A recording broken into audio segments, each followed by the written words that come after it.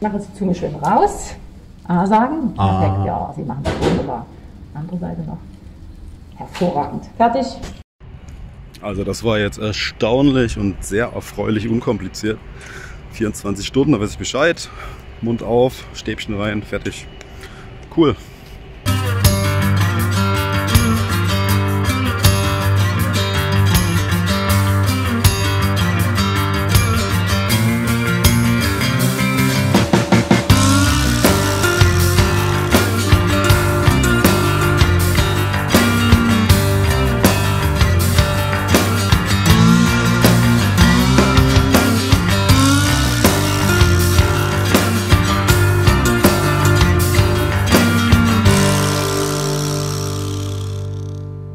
Also es steigt auch die Zahl der Patientinnen und Patienten an in den Krankenhäusern, auch auf den Intensivstationen.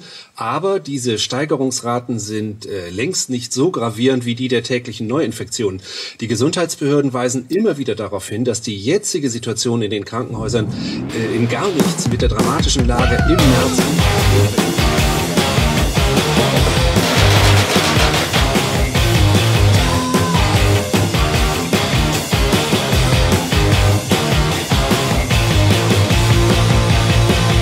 Ja.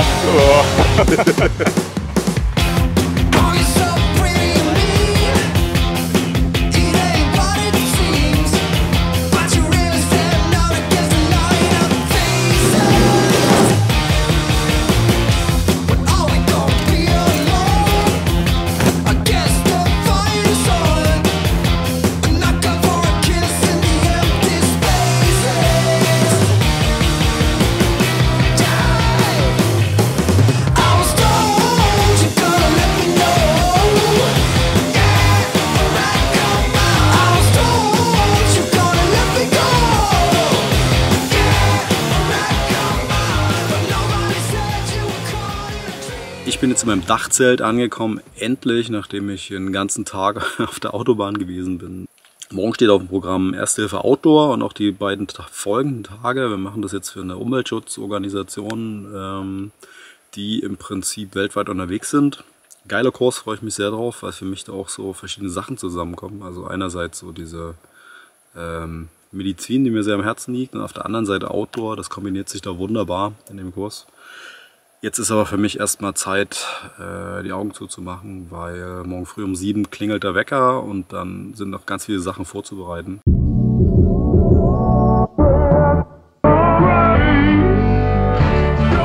Ein Rundumblick aus meinem Schlafdomizil.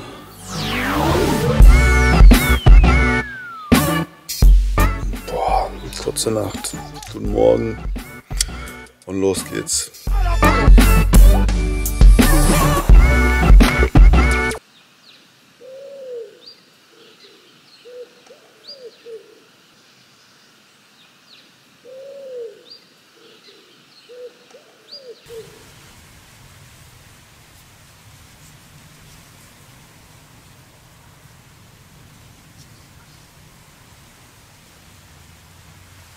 Was macht ihr da noch? Kommt her! Maja, zieh dir mal deine Maske an.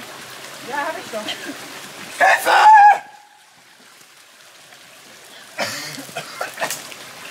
Scheiße! Nimm mal das Fahrrad weg. Alia! Alia! Sie sind dran, die Werbung erste Priorität. Kann sie gar nicht lassen. Ja, Ja, ja. Wir machen das mal.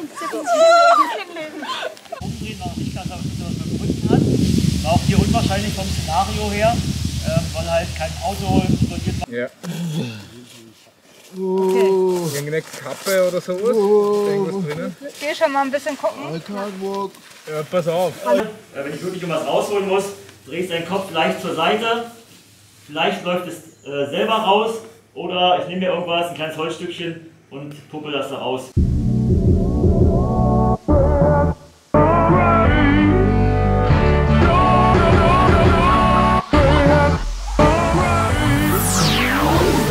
Ich muss hier mal so ein bisschen kurz rekapitulieren, was die letzten Tage so passiert ist.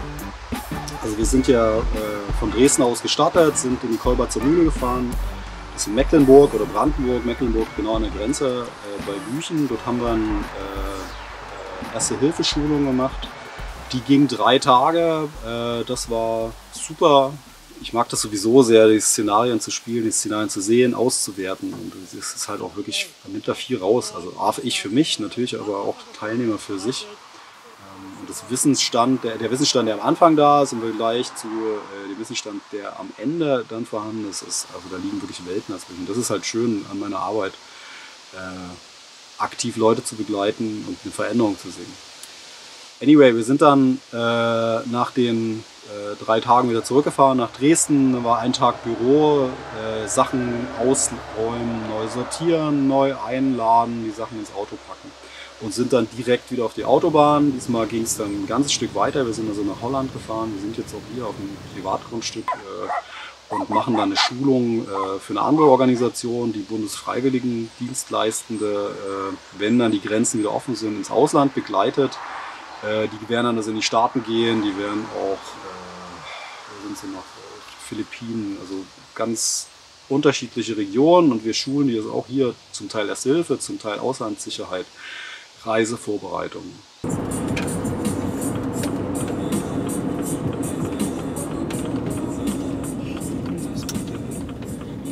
Yippie! Yeah! Ja, du bist ja ein Süßer.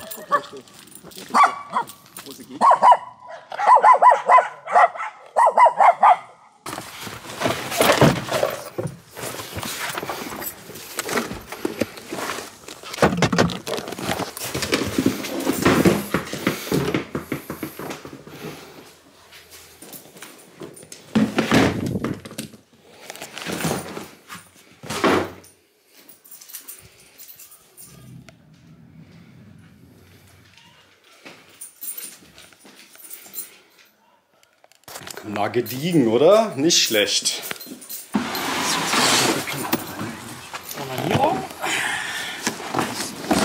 Das ist WHO, vermutlich. Was ist das?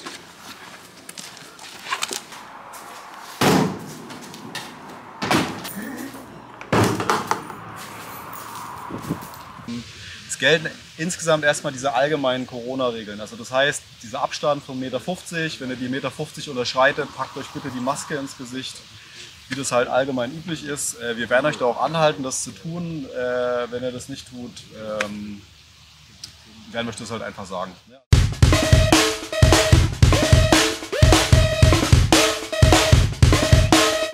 Wir haben hier so eine Waschlotion. Also im UV-Licht leuchten. Wir haben natürlich auch eine UV-Lampe. Bitte nicht nehmt euch mal, sondern ich gebe euch mal jeweils hier so ein, Nachdem wir gerade auf dem Boden waren, ist schon ein bisschen blöd. so ein Zeug hier ungefähr so drauf, und dann reibt das einfach mal auf eure Hände. Ne, einfach einreiben, kurz einwirken lassen. Ne? Und danach ist es jetzt so, wenn man jetzt hier mit dieser Lampe, muss man natürlich ins Dunkle gehen, drauf leuchtet, dann sieht man die Stellen, wo eben noch diese Farbpigmente drin sind. Also wer es mit kaltem Wasser macht, kann es eigentlich gleich vergessen. Das bringt nichts, der oberflächliche Dreckeffekt, aber alles was Keime sind, bleibt da dran hängen. Oder? Der erste Sprung, wo wirklich merklich was passiert, ist, wenn man mit Seife und kaltem Wasser die Hände wäscht und nochmal ganz massiv besser wird warmes Wasser mit Seife zusammen. Gut, drehen wir die mal um. Da oben Fingerkuppen. Hier hast du noch Stellen, ne? Hast du mit Seife gewaschen oder ohne? Einfach nur Wasser gehabt. Ich dachte, wir mussten mit Seife. Nee, kann man mal schön den Unterschied sehen zwischen mit Seife und ohne, aber du siehst selbst, du hast noch Stellen. Ja. Wie es ist, okay.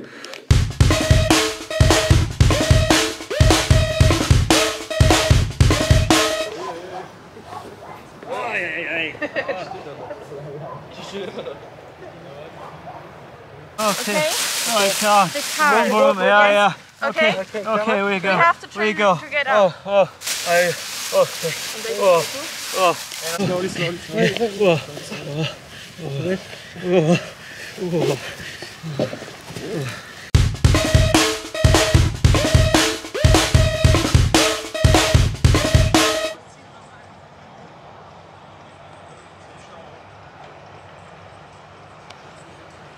Genau, atmen.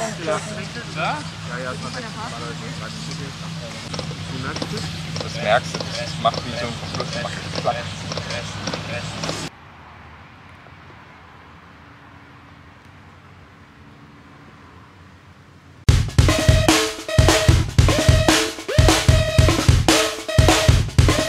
Und da gibt es verschiedene Übertragungswege.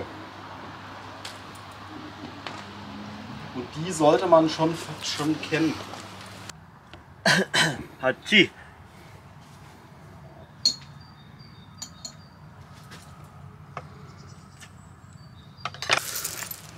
Wer kann seine Schrift dazu identifizieren?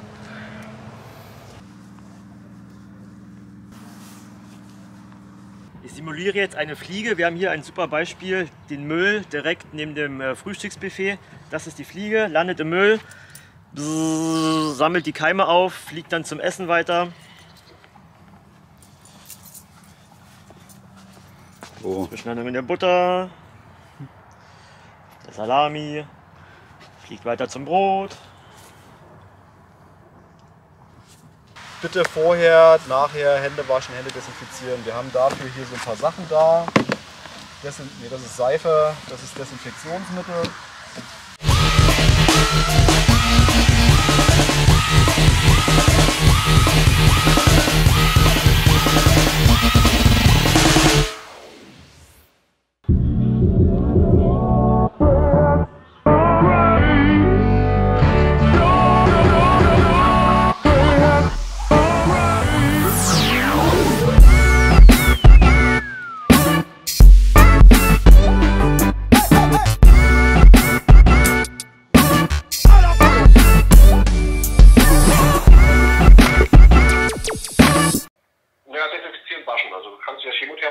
Okay. Waschverfahren 60 Grad und mit einem desinfizierenden Waschmittel. Okay. Und. Desinfizierenden Waschmittel. Alles klar.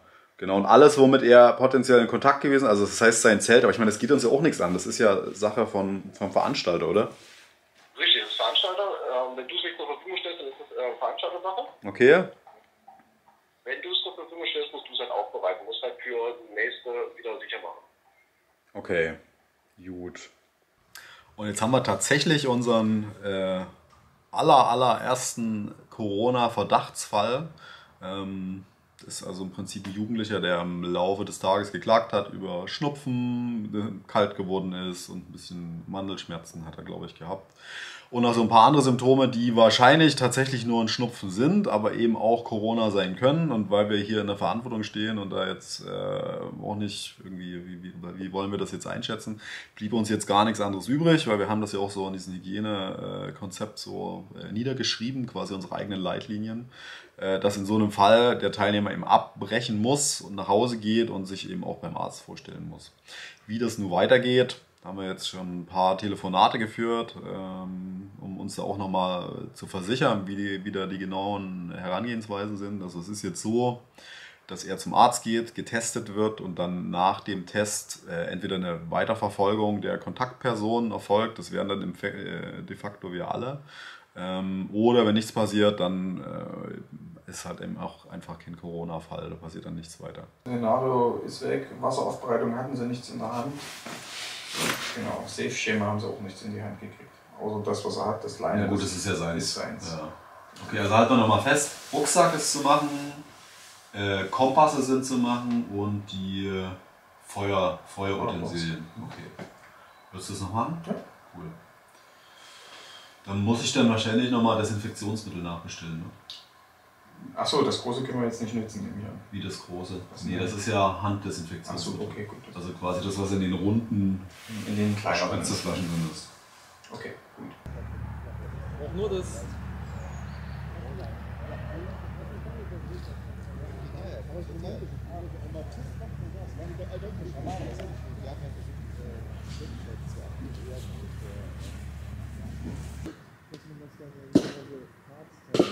Einen Teil die ganze Zeit wiederholt, gleichzeitig, damit alles auf einmal ist. Und dann hast du irgendwann das Ganze zusammen. Ich habe halt mega Geduld, aber. Mir sind im Prinzip 3 Sachen aufgefallen. Zum einen Jetzt als wir in der Kolberzer Mühle waren, ist das unser Hygienekonzept funktioniert wunderbar. Das funktioniert aber eben auch nur so lange, wie alle mit dabei sind. Und da bin auch ich als Veranstalter oder sind auch wir als Veranstalter gefordert, weil natürlich nur, wenn wir die Masken im Gesicht haben, wenn wir die Distanzen unterschreiten und wenn wir uns regelmäßig die Hände desinfizieren und wenn wir darauf hinweisen, dass natürlich auch angenommen wird und umgesetzt. Also da ist mir, ich sag mal, unsere Rolle als Veranstalter nochmal sehr viel mehr bewusst geworden. Egal, was ich da persönlich für eine Meinung zu habe, aber ich glaube, das ist auf jeden Fall ein Fakt, dass es ohne den Veranstalter, der da mit gutem Beispiel vorangeht, einfach nicht funktioniert. Das Zweite, das ist so ein Gespräch, das ist mir ein bisschen hängen geblieben. Da ging es um diese Corona-Demonstration, die jetzt vor ein paar Tagen in Berlin waren. Und das, was mir da so hängen geblieben ist, das ist die Aussage, dass die Person, mit der ich da sprach, die Wahrnehmung hat, dass allgemein eine starke Politikverdrossenheit herrscht und auch eine starke Wissenschaftsverdrossenheit. Also das heißt, dass so dieses Vertrauen, was man hat in Politik und auch Wissenschaft, überhaupt nicht mehr maßgeblich ist und heutzutage viel mehr durch Emotionen entschieden wird und nicht mehr die Fakten sich angeguckt werden.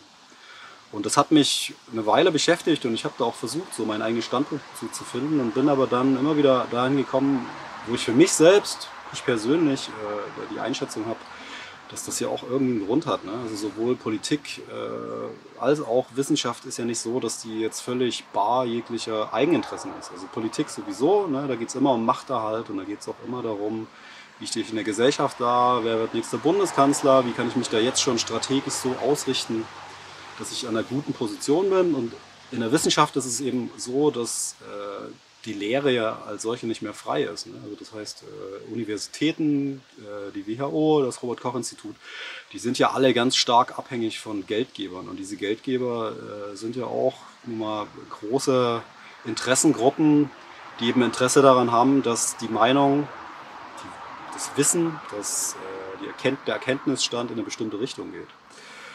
Und ich glaube, jeder, der da ein bisschen nachdenken kann und da nicht die Scheuklappen anlegt,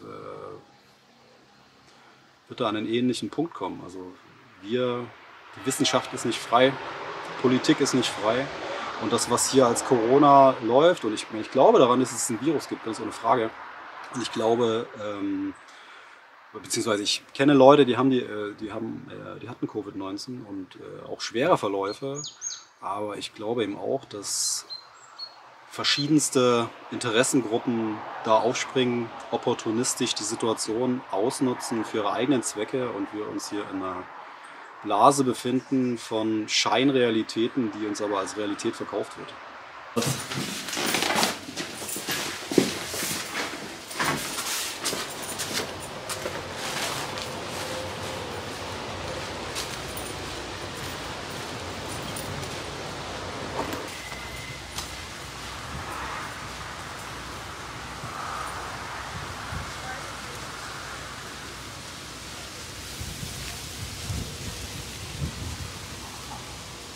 Ich habe ein bisschen Halskratzen. Ich mache mir jetzt eigentlich nicht wirklich in irgendeiner Form im Kopf, dass ich